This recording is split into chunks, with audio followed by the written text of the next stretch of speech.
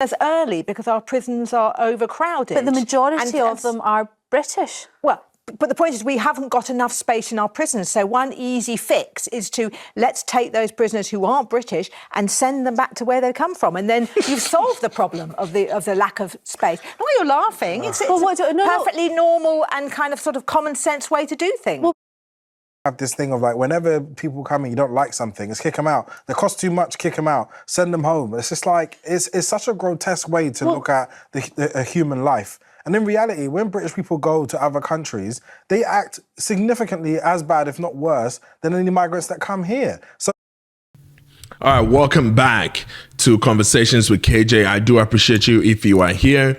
If you are not already subscribed, go ahead and hit the subscribe button. Don't forget to hit the notification button so you don't miss any new uploads that I'll put on there.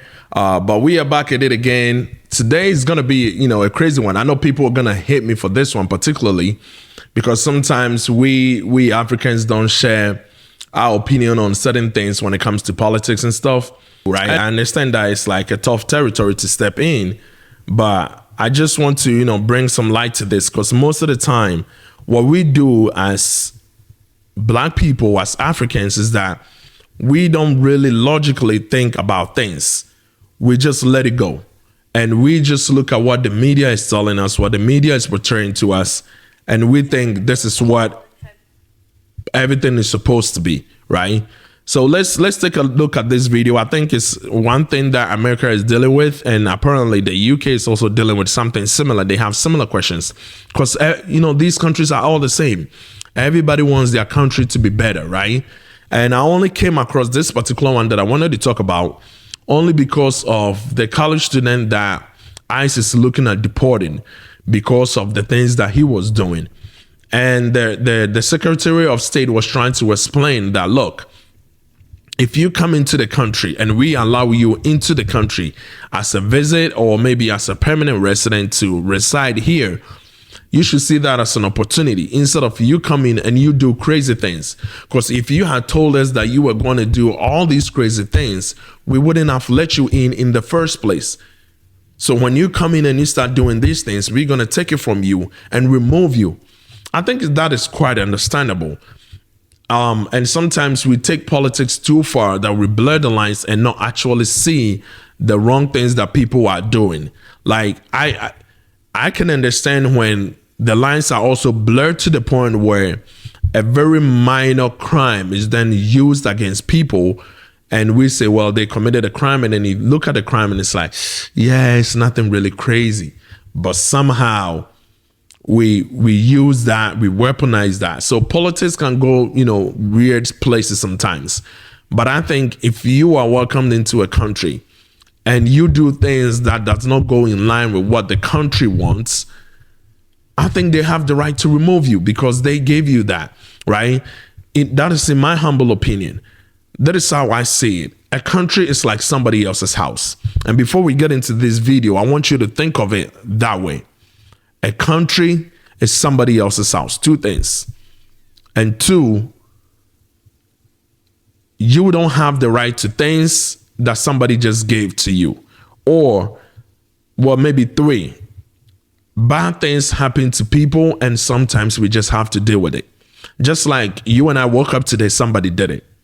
Your family is probably dealing with it right now. Somebody just slept and didn't wake up. Stuff just happened, right? Have that in mind when you watch this video with me, that a country is somebody else's house. Have that in mind. Now let's take a look at this.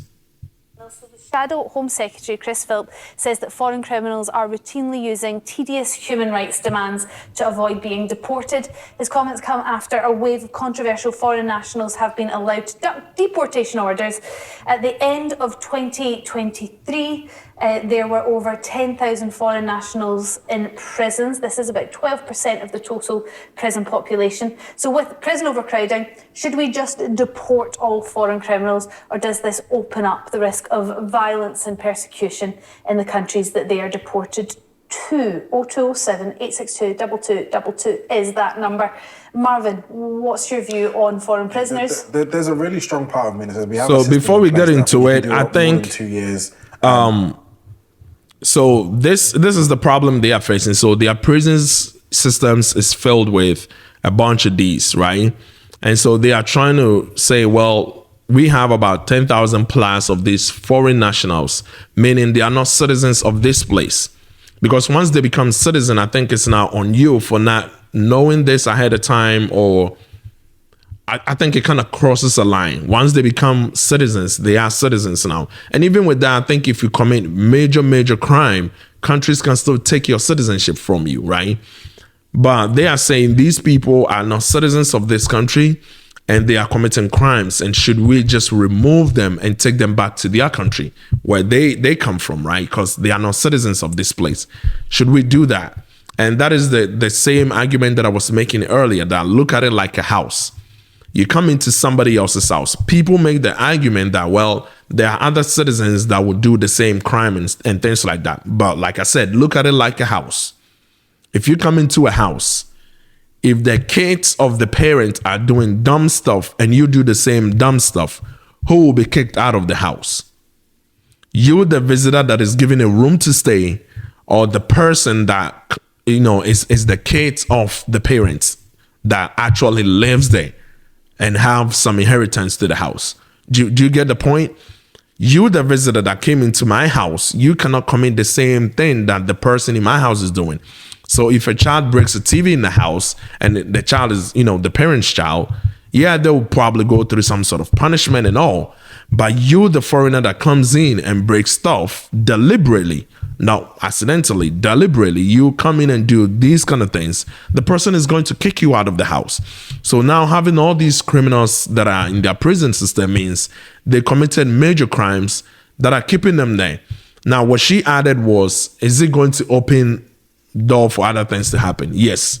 The chances that it's going to open doors for even minute, little crimes to be persecuted is high, unless they put in some clauses that prevent these from actually happening, or list down certain types of crimes that will, bring about you being removed from the country. Unless they do that or put these clauses in. If not, it's going to open the floodgate where people will be persecuted for just minor little things. That can also happen. But let's listen to the argument here that they will be making. Up for deportation after that too. Is it 12 months or 18 months? And I like that system because it has a threshold of accountability. We do know that a lot of people who are minoritized or migrants are over-policed anyway, and so what we don't want to do is create a system where the first that thing is true kicked out of the country. I do find sometimes, not all the time. I think really sometimes some neighborhoods are more policed. To stay because of being able to be a father figure, but I don't want to get into a police. Well, you think that's a bad reason to be able to stay? Yeah, I don't think it's a strong enough reason to stay. I think you should be under review at that particular point, and it's really difficult when I know people are having their human rights being violated in a country that they're being purported to return to, and they need that protection. And the idea of it being exploited really upsets me. But we cannot go into a blanket case of actually just saying everyone should be deported as soon as they commit a crime, because there are real things. I do agree with that part that he says, that we cannot go into a blanket statement. That is why I was saying that this can open a floodgate for just minor little things to be persecuted and people deported for just the stupidest of things, right? That can happen if some clauses are not placed in some laws to prevent these from actually happening. But I think if you are giving a visa into a country, it's like coming into somebody else's house, and then you come in and what you want to do is just go ahead and grip people, or just become a pedophile and do some of the dumbest things, or commit some dangerous crimes and stuff with guns and stuff. Yeah, maybe you should be removed, because if you had told them, just think about it this way, if you had told them while you are applying for the visa that this is my intention, do you think you would have received the visa?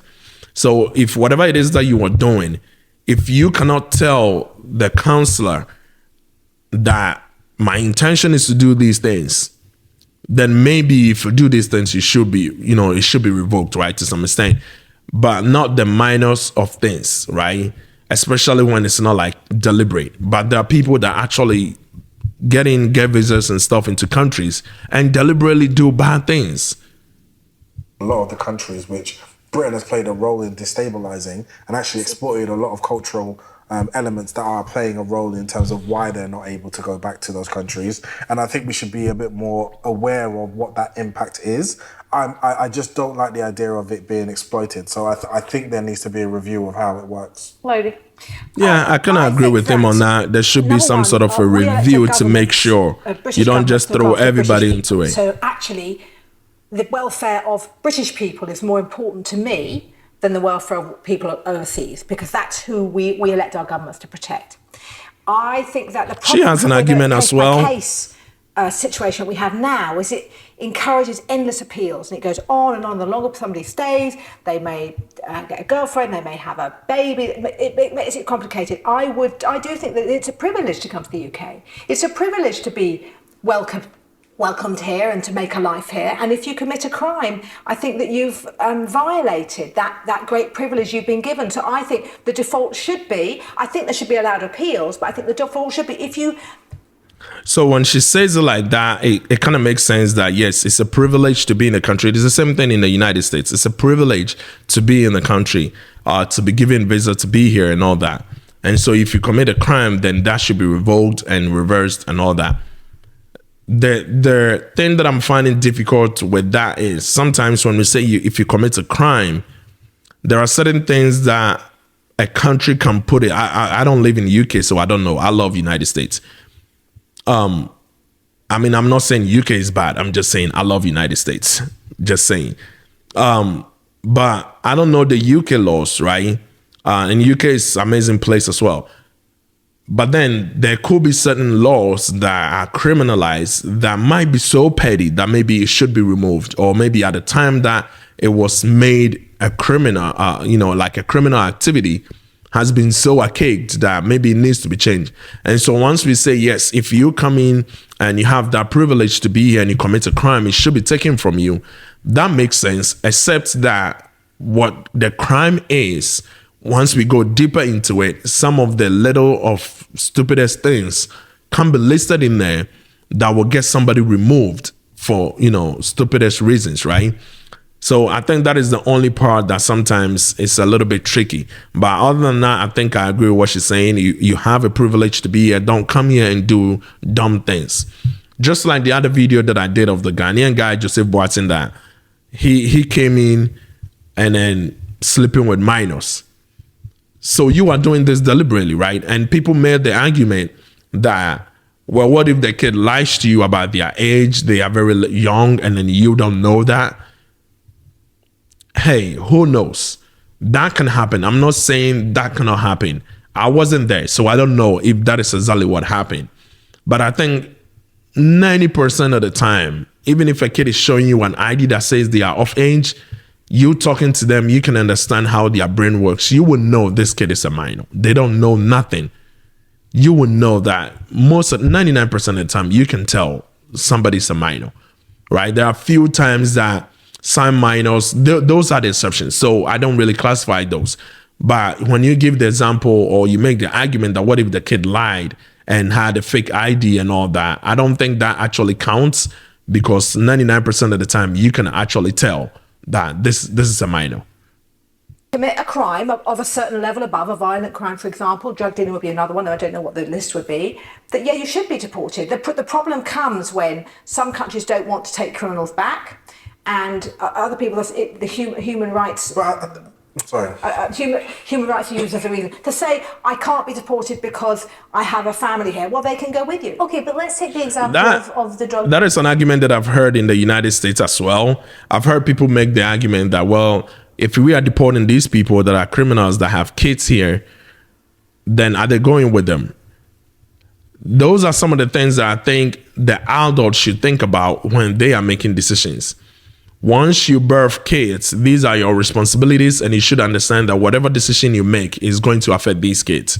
So when you make a decision that affects these kids to, this type of level where now you have to be removed, and then you say, I cannot be removed because I have these kids, I can understand that it will have an impact on these kids. And so maybe based on, that type of crime, just like I was saying, I think the type of crime, but you cannot make the excuse that I come in here and I have some sort of a crazy RICO charges against me, and I'm asking that I stay because of these kids. Like, no, because of these 2 kids, you are actually committing a lot more than this, right? So I think sometimes it might be on case-to-case basis, and some things can be looked at differently. And that is why I'm saying that sometimes when it comes to this, making a blanket statement that all crimes or all criminals should be removed can be tough, because there are certain things that will be considered a crime that you will look at and say, this is the dumbest of things. This shouldn't even be listed in part of the crime, right? And so, but all the same, we cannot negate and neglect the fact that if you are a parent, your kids are your responsibility. When you make decisions, you should think that it can come back and affect these kids, right? So once you have kids, they are your responsibility. And making these decisions that eventually will get you a point where you have to be removed, you need to understand, if you have to be removed, it's your choice now. They either stay or stay with a family, stay in the government system, which might not be the best, or they go with you.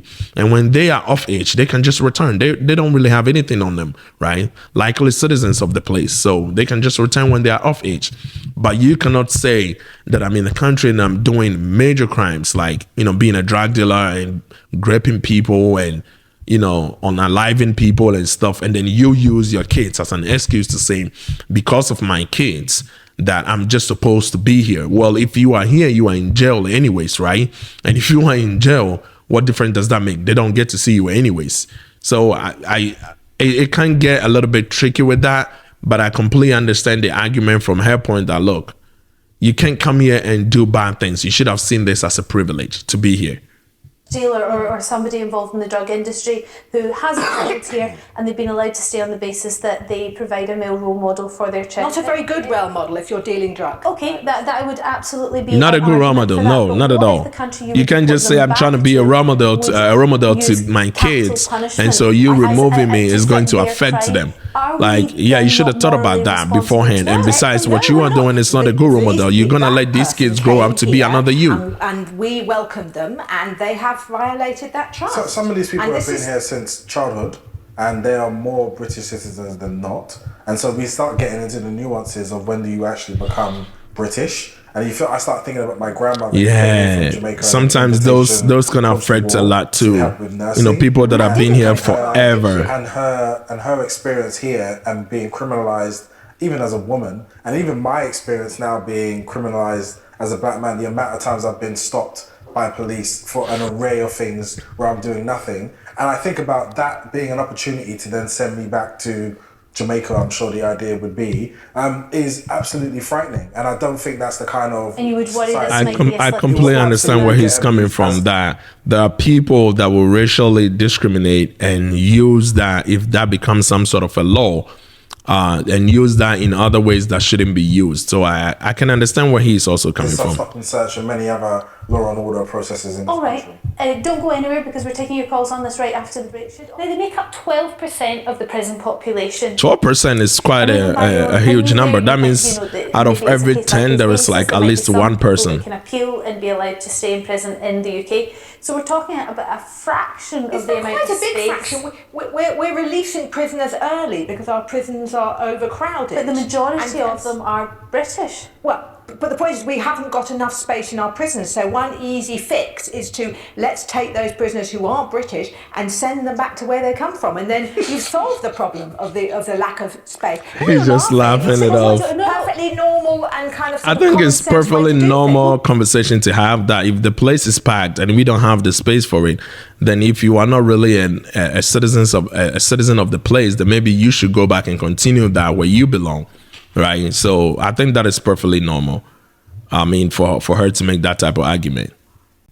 My reaction to that is, it sounds very. It sounds simple, funny, but I what think you need to take into consideration is that not all countries. I don't 100% like disagree with it. I think I can see the point in what she's making. Like, the place is overcrowded, we don't have the space.